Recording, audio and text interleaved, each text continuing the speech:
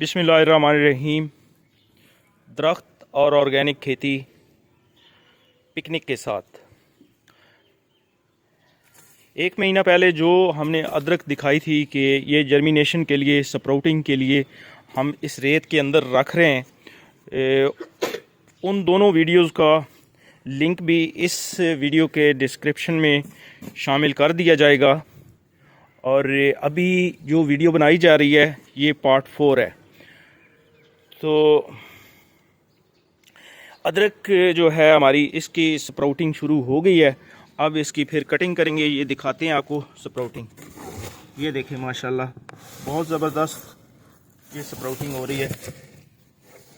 ये देखें, इसको अब छोटे टुकड़ों में काट के फिर ज़मीन में ये लगा देंगे और उसके बाद अगला पार्ट दिखाएंगे कि किस तरह इसको हम ज़मीन में लगा रहे हैं। ये 2 मन अदरक जो है यहाँ पे स्प्राउटिंग के लिए रखी गई थी, तो माशाल्लाह ज़बरदस्त हुई है।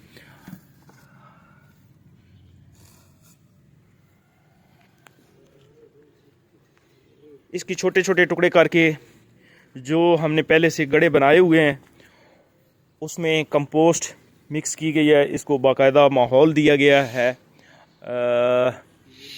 सीडलेस लेमन पॉपुलर और नीचे मल्चिंग बेड मैच्योर हो चुके हैं, 3 साल पुराने बेड हैं।